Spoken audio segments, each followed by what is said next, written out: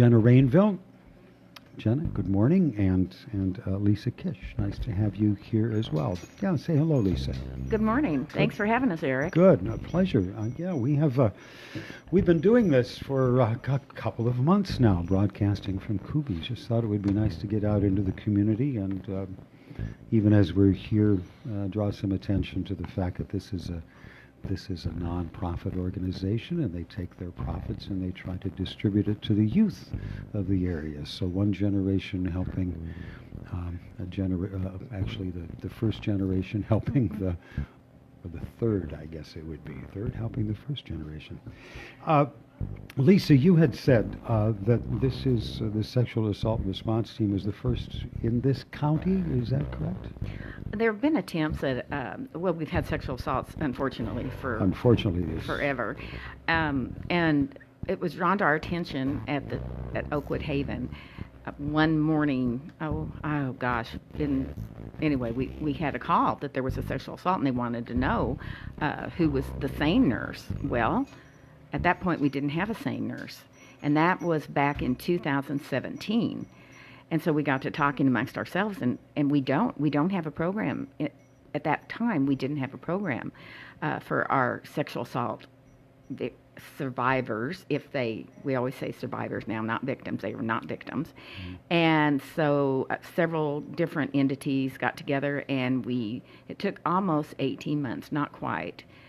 And we formed this team, and it's a huge collaboration between Hayward Hospital, all three disciplines of our law enforcement. That includes LCO, the Sheriff's Department, and Hayward Police. Then we involved LCO Clinic, who they have their own SANE nurses too, human Health and Human Services, just a great bunch of people with a big concern because we don't have a resource in the area. So we all collaborated, and we all been to trainings, and we worked on grants. And anyway, now we have a team that together to take care of our survivors. And this is new to the area. Our RNs had to go to special trainings. They're trained in the actual sexual assault nurse examiners.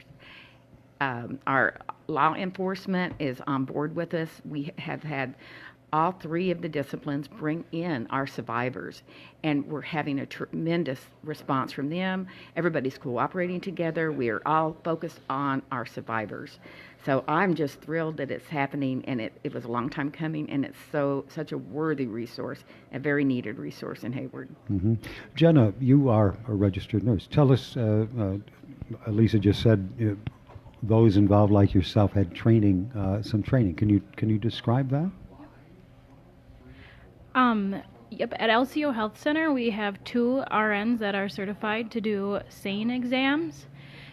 So we are open 8 to 4:30, and we're able to do them whenever. We feel that it's very important for the survivors to have options to choose. If they do not want to go to the Hayward Hospital, they are more than welcome to come out to the LCO clinic, because it is all about empowering these women to come forward and seek the help they need and deserve. Just before we began, there's news today that the Wisconsin Attorney General has announced that all of the sexual assault evidence kits had been completed. Is that the type of do you do examinations then, or what can you tell us about these sexual assault kits? Maybe Craig knows. I mean, you're in the Eric, I can speak to that. Very good. Thank you, Barbara. Depending on what the survivor requests, mm-hmm. we collect the evidence. The evidence is then transferred over to law enforcement, and law enforcement takes custody of it, mm-hmm. and then it's sent to the state of Wisconsin. Okay, to the crime lab. To the crime lab. That's, I see. Apparently there had been a big backlog in these test kits, which has always puzzled me. I mean, if they had the tests and the information was not... Historically, Skylar Eric, there had been...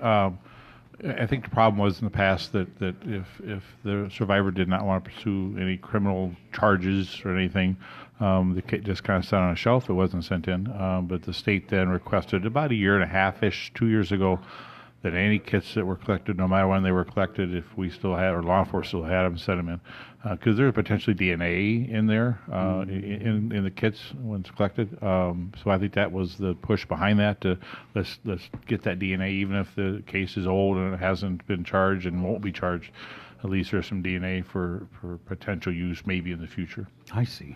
I'd like to clarify, too, that despite the fact that it's collected, it doesn't mean that the survivor necessarily has to press charges.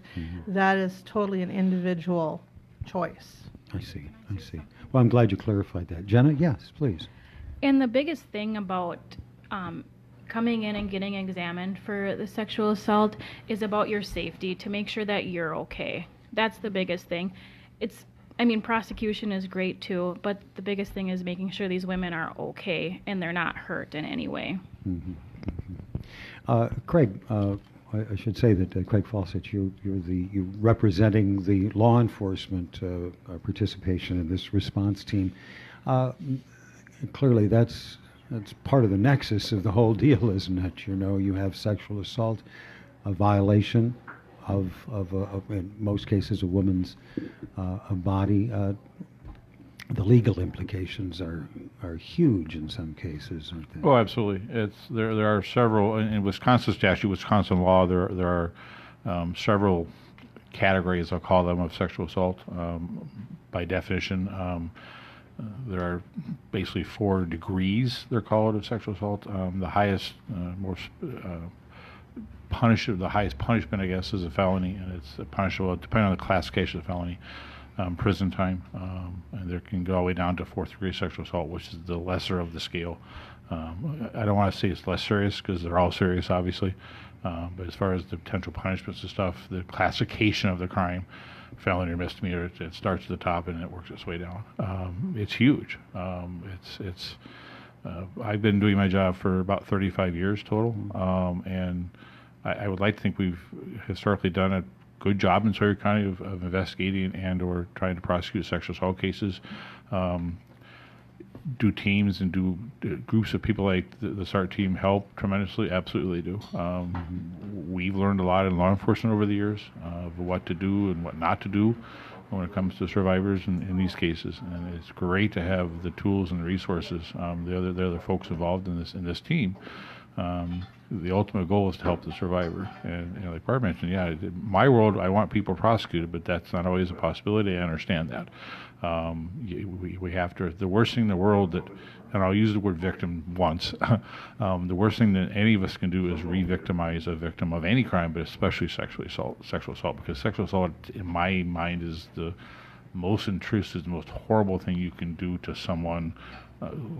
Besides killing them, obviously. So it's a huge responsibility we all have in law enforcement, and also the other folks too, that we're really starting to I think do a much better job at than historically we may have fallen down in the past, but we're doing a lot better job now. You said re-victimize. Oh, Lisa, I see you would like to comment that. Describe what you mean by that. In the past, our survivors have had to be transported to either Ashland or Duluth. They've gone through the trauma of the assault. So now we can take care of these survivors here in Hayward. We can take care of them, give them the antibiotics they need if they request the day after pill. The exam, we couldn't even do this here. And now our trained, sane nurses, we just take care of everything, and instead of transporting them somewhere else and re-victimizing them again. And can you imagine what that feels like after you've been assaulted and in the back of, say, a police car, transported 90 miles to Ashland? It has to be just horrendous. So we saw the need, and now we can stop this. We can take care of our people right here. Barbara, you had something. Yeah, in commenting about not re-victimizing, there's so many levels of that. We handle each case individually, and we're culturally sensitive to their needs. We take particular time, and we work as a team. It's what Craig said about being a team. It truly is a team effort. As a sane nurse, we're in there with an advocate, and an advocate is with them during the process and long after the process. So they're not, we collect the evidence if they want us to collect the evidence and goodbye, out the door you go. That's not the way it works. And also, I'd like to say that Hayward Hospital has 3 SANE nurses, and we offer our services 24 hours a day at the hospital. So just being available for anybody that needs our services is important. And I think that maybe we should now start to shift our focus on getting people to report, because we don't know how many people are being victimized, I'm using that word, Craig, out there and not reporting. So we want those people to come in, we want them to report, and we want to help them. Well, it has certainly become I mean, we have the Me Too movement, you know. Women are coming forward and saying, me also. I'm one of those. It's important too that any survivor, be they male or female, understand that it's okay to report it. Doesn't mean that I can only imagine there may be hesitancy to report because I don't want to go through court and all that. You know what? That doesn't mean you have to go to court. Number one, the survivors need to understand and know that they don't deserve whatever happened to them. No one deserves that. And I think it's important that they report, to, as was mentioned before, to get help. If it's medical help, if it's whatever it might be, emotional help. It's a heck of a trauma to go through, and it's okay to get help with things like that, even if it never gets prosecuted.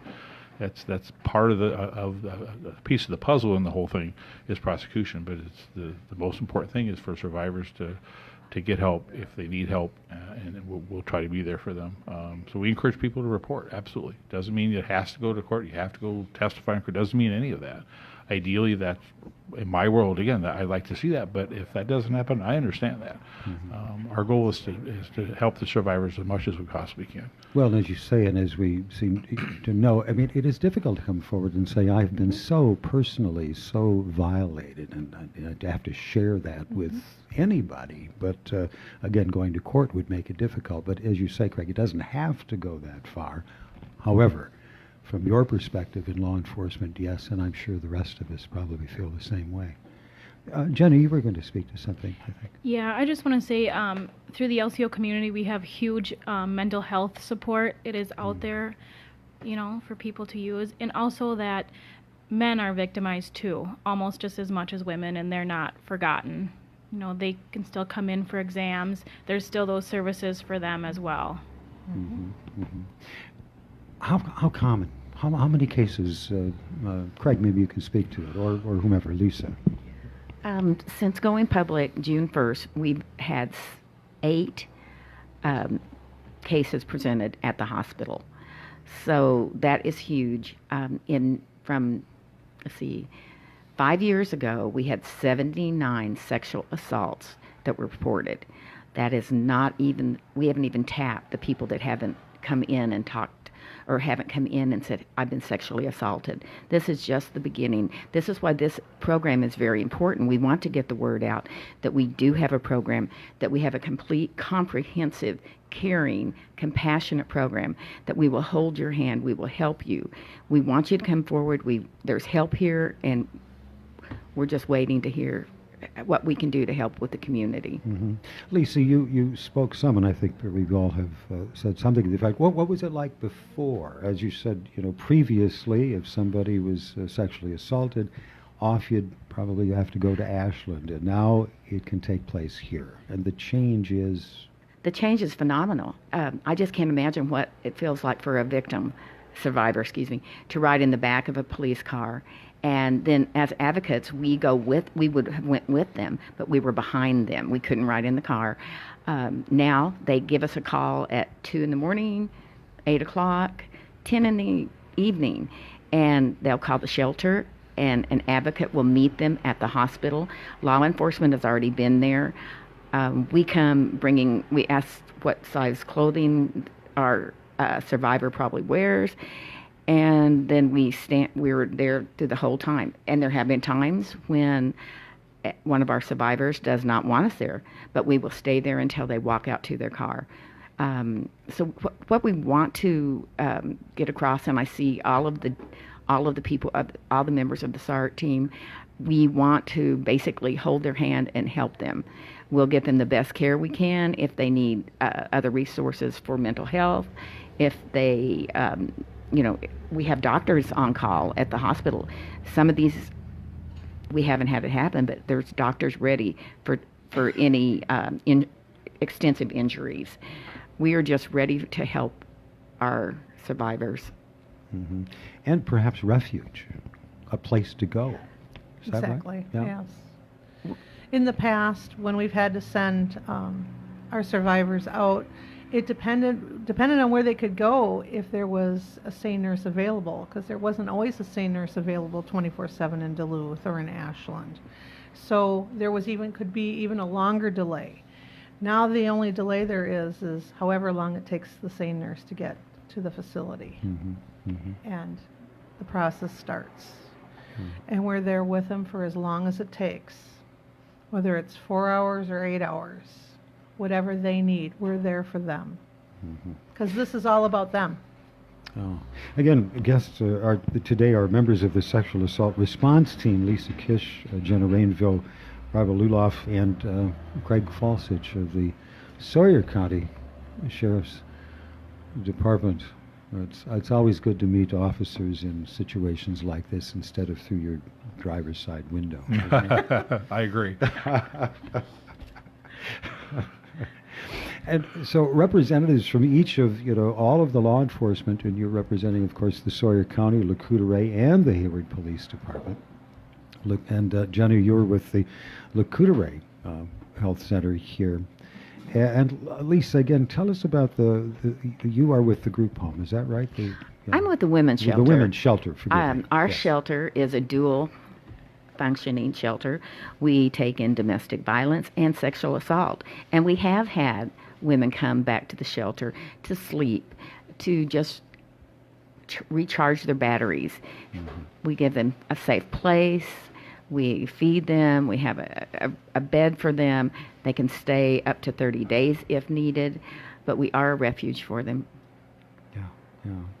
And Jenna, you mentioned you have mental health services as well to help survivors deal with the emotional trauma, which is maybe greater than the physical trauma.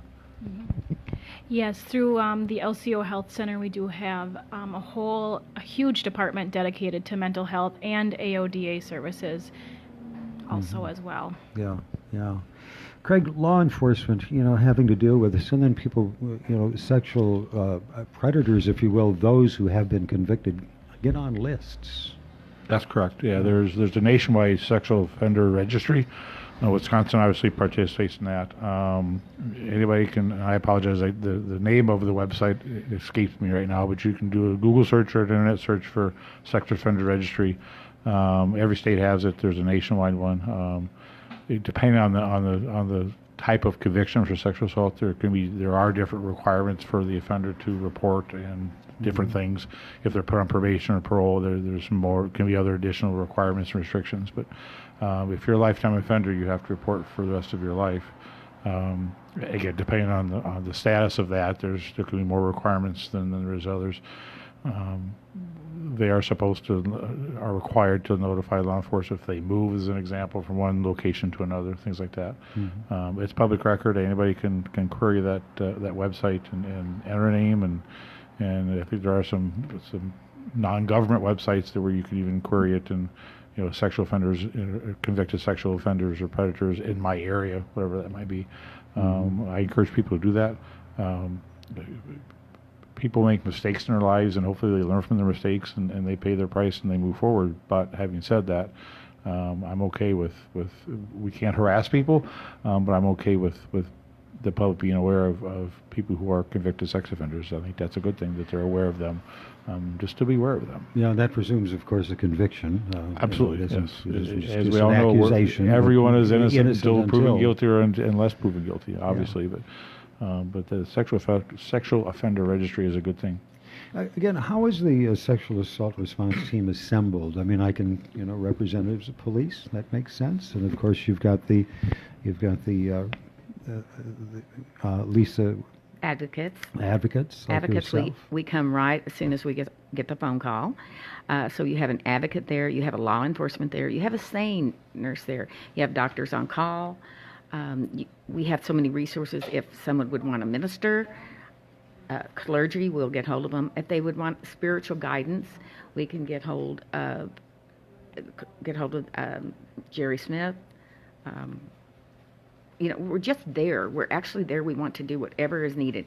But the initial team would be the advocate, law enforcement, and the SANE nurse, which we didn't have before. And also, I just want to mention this too. Sometimes, and Barb can chime in and help me on this, but some of our women do not want to press charges, but we do encourage that they do the SANE exam so that DNA will go to Madison.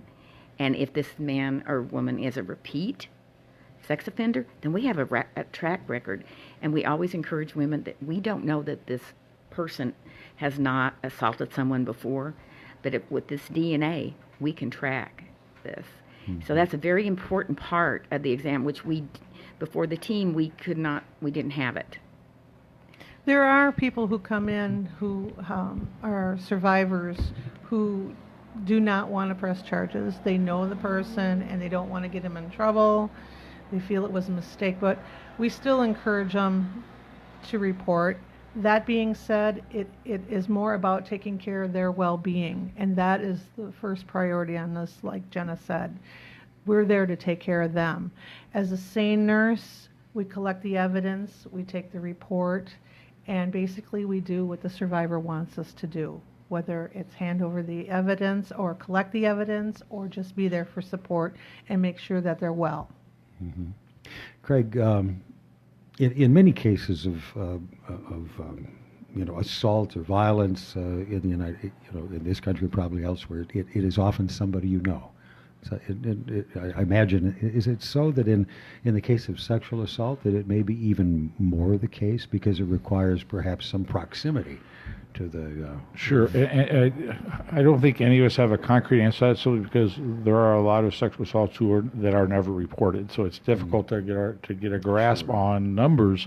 But I feel very confident saying that it's very common that the survivors, people who are sexually assaulted, it's not that it couldn't be a stranger. It could be, obviously it is at times, but I think probably very likely that more often than not, it's someone that the person that either knows intimately, personally, family member, that type of thing, or has some contact, some acquaintance with that person. Sure, leading to the likelihood that it won't be reported and it may not be prosecuted. But you are saying that it do at least report. At least report it. Again, it doesn't mean if the person doesn't want to testify in court, proceed with prosecution for whatever reason that might be, doesn't mean they have to. Just because the report doesn't mean it has to go to court, because it doesn't have to go to court. They have some say in that, clearly, and they should. We encourage people to report, and number one, for their well-being, their safety. When the horrible event happens, that's just the beginning of the struggle for them and the nightmare for them. That's going to continue probably forever, if not for the rest of their life, for many, many years. And it's important that they get help. And we try to, as a team, try to provide that. We'll speak to the likelihood that if it is, you know the perpetrator, the survivor, knows who it is, and this violent act, as you said, Craig, the next one is murder.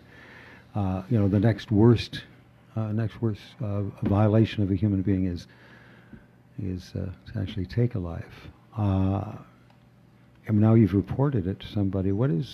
Speak to the fear of the survivor of that person, Good question. I hesitate to answer because I don't want to pretend like I'm in someone's head, but I can only imagine. I can speculate. There's got to be, especially if it's a family dynamic, where it's the spouse, it's the breadwinner, it's the parent, the sibling, the son, the daughter. That excuse me. There's that. Well, if they go to prison, then what'll happen to me? Or who's going to buy the groceries? Things like that. Now, those are understandable concerns. I think someone would have all those things. There's no doubt in my mind that there are times when the perpetrator will threaten, and if you report this, either they'll threaten physical harm to the survivor, or if I go to prison or go to jail, this is what's going to happen. You're going to suffer more for this. And that's part of the control thing. Sexual predators are big time into control, as much, if not more, an act of control than it is sexual gratification in a sexual assault. It's about control. And not only control in the event itself, the incident itself, but afterwards. So what better way, I think, to maintain that control, increase it, by threatening the survivor, hey, if you report on me, this is what, all these bad things are going to happen. Those are real concerns for the survivors to have to deal with, obviously. We still encourage people to report. Again, even if it doesn't get prosecuted, we encourage them to report because we want to try to help them as much as whatever their needs are. We want to try to meet those as best we can as a team. Well, and some of that need is safety. Now, Lisa, your work involves it as an advocate, providing a refuge potentially for those. But how do you speak to that if someone says, I'm afraid of what will happen to me if I speak out on this? We also tell them what can happen to them if they don't speak out. We do have an in-house counselor at the shelter, and she's there 4 days a week. We try to encourage speaking out, talking.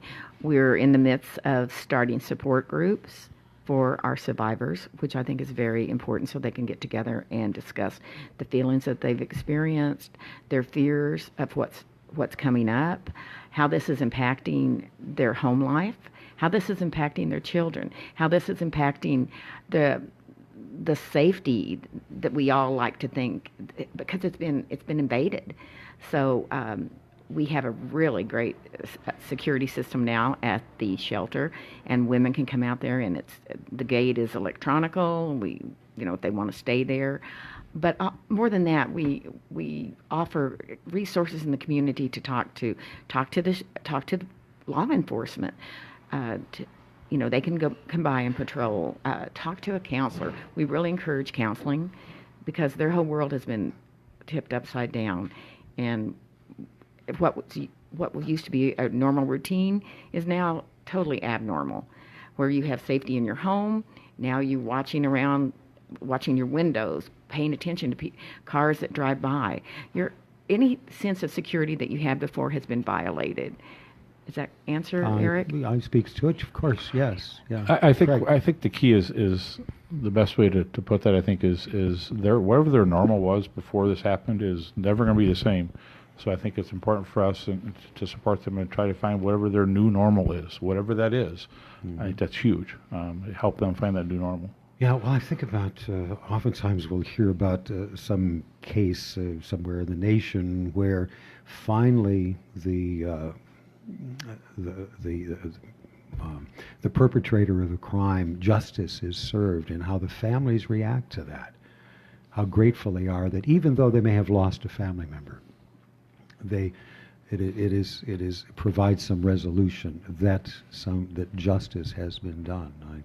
I mean, that's often surprised me. Here, somebody may have lost a brother, a sister, a mother, a father, a child to some heinous act, but when the judge issues the jury's ruling and justice is served, families find resolution there, some satisfaction, not just out of revenge, but out of, I feel better now. So sure. There is. I think the very common perception of that is there's closure. There's never closure. Oh, never closure. Never closure. But I say closure? I apologize. No, you didn't. No, yeah. And thank you. I think it's more of a new normal. It is. Yeah, it's not closure. There's never closure, but it's that satisfaction. It's okay. It's done now.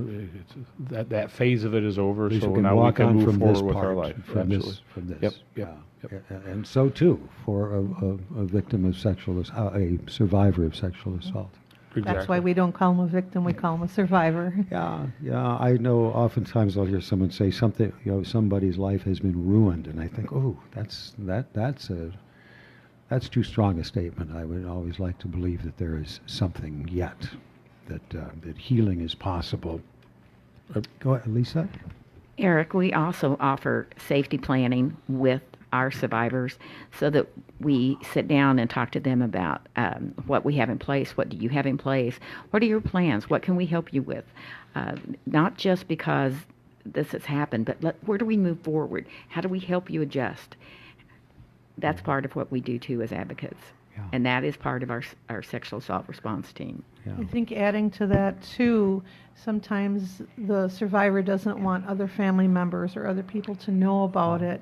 And so the logistics of how do I get from one place to the other, how do I keep other family members from knowing about this, because they're ashamed, for one, they've been violated, and somewhere inside, some of them think that it is their fault, that if they hadn't been in the right place or hadn't worn the right clothes, this wouldn't have happened, which is not true.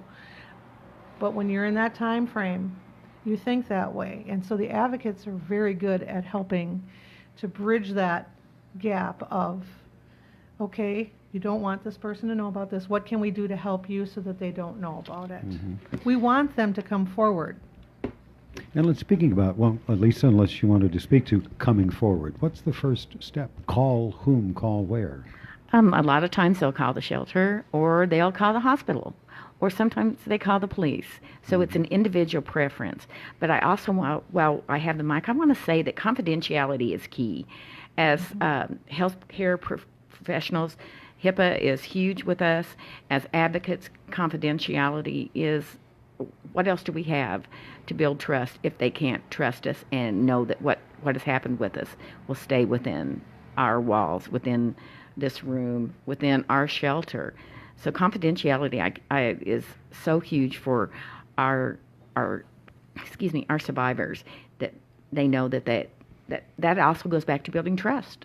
Yeah, you mentioned HIPAA. Is that Health Information Privacy Act? Is Portable. Portable Act. Well, it's portable. I guess we can move that. So the process. Call the shelter and give us numbers. Okay, our number at the shelter is 715-634-9360. And you can also call any law enforcement. Any law enforcement, we have them. Obviously, if it's an emergency situation, 911, obviously. Our non-emergent number for our communications center is 715-634-5213. That's the non-emergency number to direct line to our dispatch center. Or again, obviously, if it's an emergent situation, 911. Yeah. Or you can also call the hospital switchboard at 715-934-4321.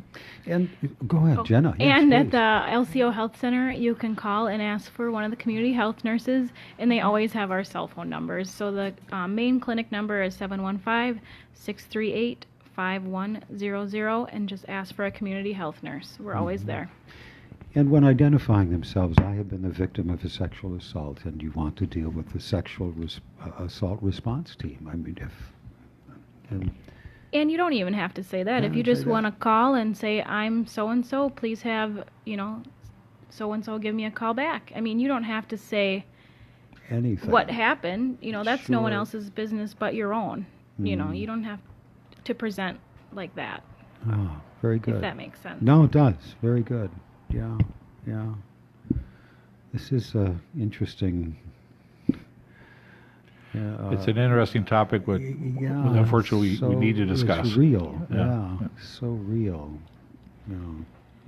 I'm hoping that in the future that the male population that is being sexually assaulted will come forward, because they're a very underreported population across the nation. Lisa? It is male sexual assault is the number one least reported crime committed in the U.S. And I've read the statistics on that. Will you correct me, Craig? No, I don't know the numbers offhand, but you're correct. The male survivor of sexual assault is tremendously underreported. And the reasons, we can speculate the reasons forever, but the fact is it is underreported, and we'd like to try to change that. Yeah. Jenna? And just another scary statistic to say is that Native American women are 2.5% more likely to be sexually assaulted. Yeah, that's a remarkable statistic as well. Well, thank you so much. Thank you. Thank you for having us. Lisa Kisch, thank you. And Jenna, good to see you again.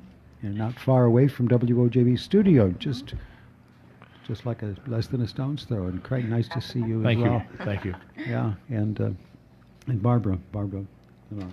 Oh, let's see.